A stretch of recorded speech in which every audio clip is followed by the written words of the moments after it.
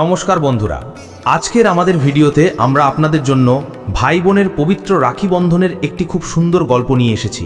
এক সময় এক শহরে এক মহাজনের ৩ ছেলে এবং ৩ পুত্রবধূ ছিল। মহাজনের ছোট বৌমা খুব ভালো আচরণ এবং সংস্কৃতি মোনা ছিল। সে ভগবান শ্রীকৃষ্ণের একজন একনিষ্ঠ ভক্তও ছিল।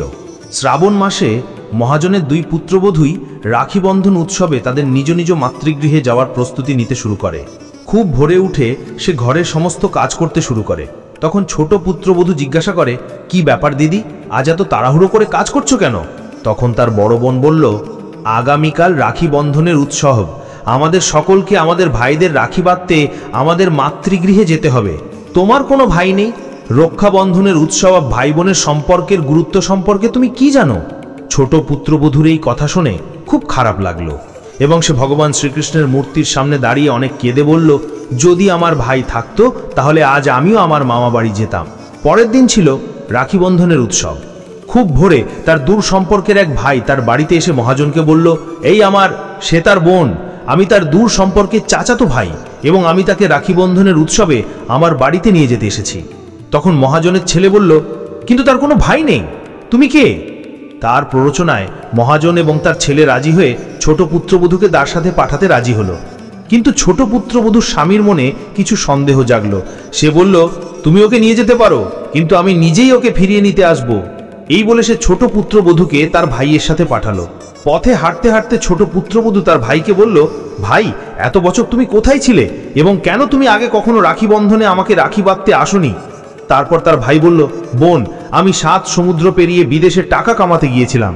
এখন যখন তারা দুজনেই তাদের বাড়িতে পৌঁছেছে, তখন শ্বশুর তার শ্বশুরকে স্বাগত জানিয়েছে এবং তার সাথে ভালো ব্যবহার করেছে। তারপর তারা রাখি বন্ধনের উৎসব উদযাপন করেছে। সময় এভাবেই আনন্দের সাথে কেটেছে।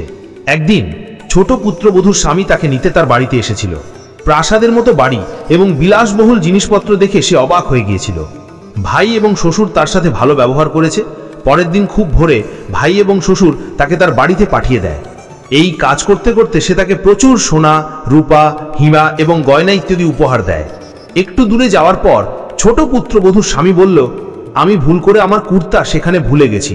তখন সে বলল, ঠিক আছে, তোমার কুর্তা পুরনো ছিল, আমরা যদি এত দূর ফিরে যাই তাহলে বাড়ি পৌঁছানোর আগেই অন্ধকার হয়ে যাবে।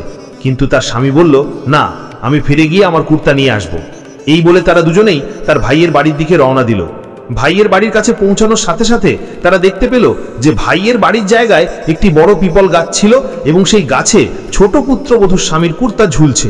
এটা দেখে সে খুব রেগে গেল এবং তার স্ত্রীকে বলল, এটা কেমন কালো জাদু? কে ছিল সে যে তোমার ভাই হয়ে তোমাকে এখানে এনেছিল? আমার প্রথম থেকেই সন্দেহ ছিল, তাই আমি তোমাকে নিতে এসেছি, বলো সে কে ছিল? এই বলে সে ছোট পুত্রবধূকে মারতে শুরু করলো। ইতিমধ্যে ভগবান শ্রীকৃষ্ণ স্বয়ং সেখানে উজ্জ্বল আলো নিয়ে আবির্ভূত হয়ে বললেন, ওকে মারো না, ও আমার বোন। প্রতি বছর রাখি বন্ধনের উৎসবে ও আমাকে রাখি বাঁধে এবং এখন আমি ওর ভাই হওয়ার কর্তব্য পালন করেছি। আমি ওকে আমার বোন বলে মনে করেছি। ছোট পুত্রবধূ এবং তার স্বামী হাত জোড় করে শ্রীকৃষ্ণের পায়ে পড়ে গেলেন। জয় শ্রীকৃষ্ণ।